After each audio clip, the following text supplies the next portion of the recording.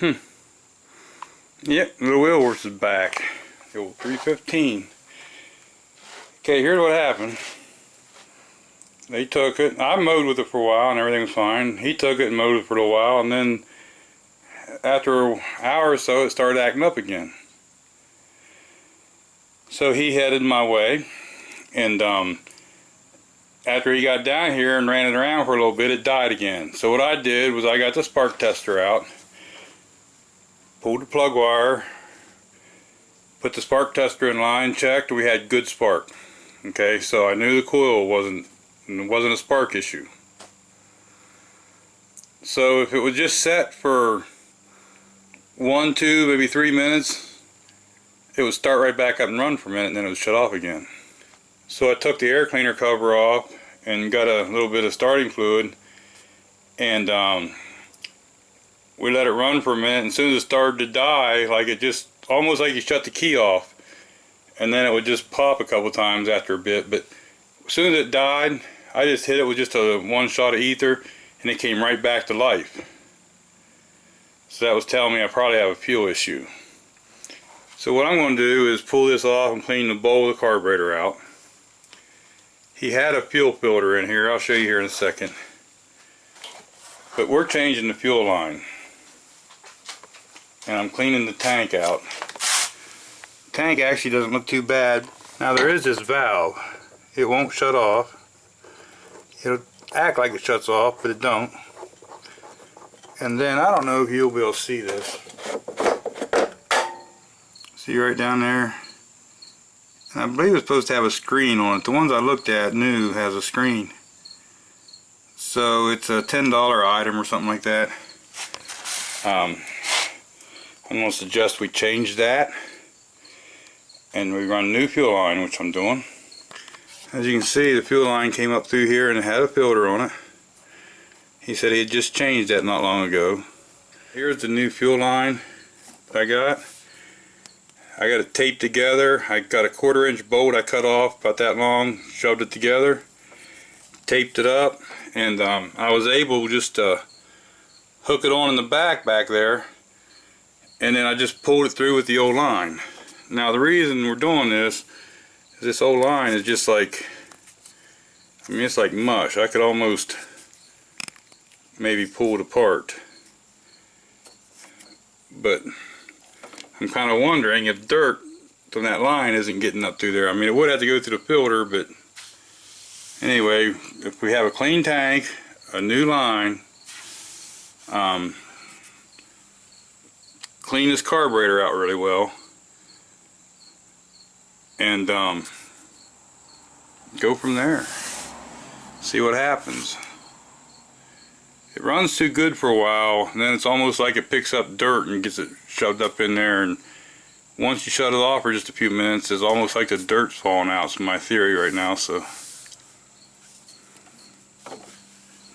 see, I tried to take this off because I thought I could get right down in here, but this bolt just turns and it seems to be encased. It seems like more of a hassle. I took the instrument panel thing off. I couldn't do much through there without taking more apart, but I could watch it as I pulled and stuff and feed the fuel line up. It comes up in on the side over there, and there's a couple clamps, and you want to make sure you run it back through them clamps because there's moving stuff in there. You don't want it to get in there and get worn on or something. I know that's, see all that black, and the fuel come out of there to the engine, so let's just dump it in here. I seen I had one little speck of dirt in there before I started.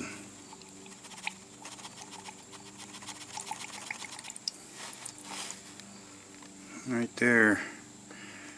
I don't know if you can see it. I wiped that filter off. I don't think it's off my hose.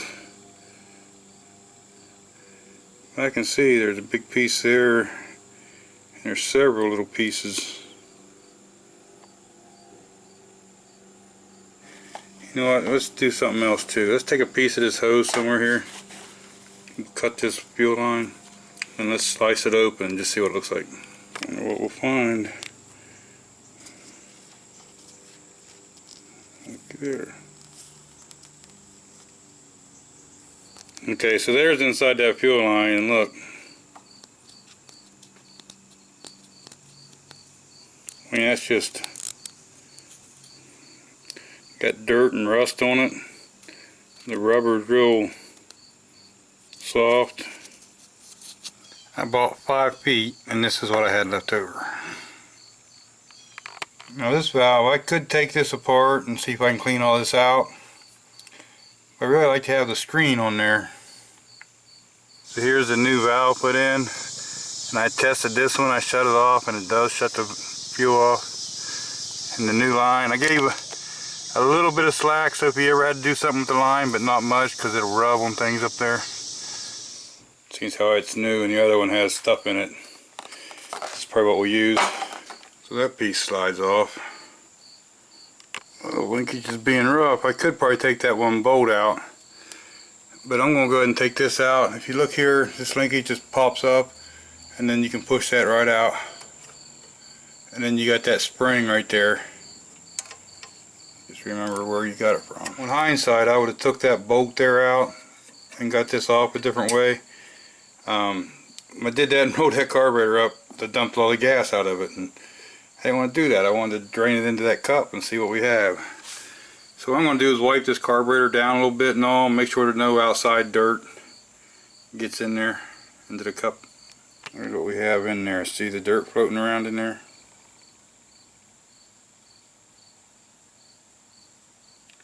And a lot of that looks blackish, like pieces of rubber hose, don't it? What I'm going to do is just take this thing and spray that out a little bit, make sure there ain't no dirt up in there. This gasket around this outside edge, try not to get much carburetor cleaner on it, because a lot of times it'll swell and then you'll leak. But this one ran fine except for when it started acting up there with the dirt, so I think if I just wash this out and put it back together, we'll be okay.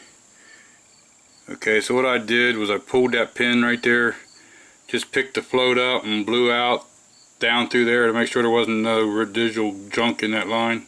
And I just set it back down and put the pin on. And I'll put the lid back on. And when you tighten that center bolt, remember this is real soft metal, so don't strip it out. Snug it up.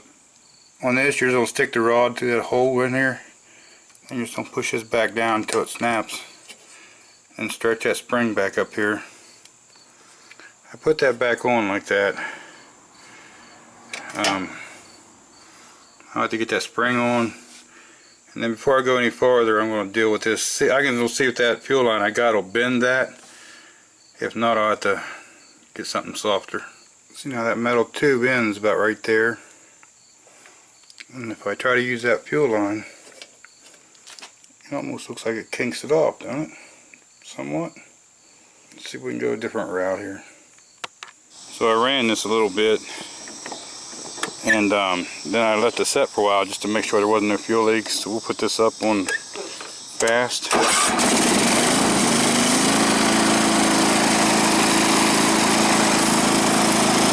drove it around some. It seems to do alright. Real thing will mow.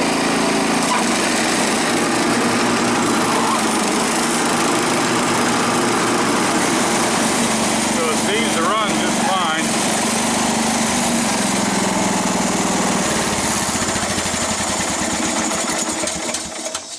Seems to run fine and shuts off fine.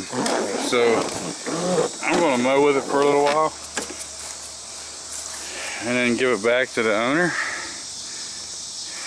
see what happens. But like I say, the first time when I had it there, I couldn't get none of that to do that, so hopefully this will fix the problem he was having. Plus it shuts off now, and it'll save the muffler, because these mufflers for the wheel horses are expensive.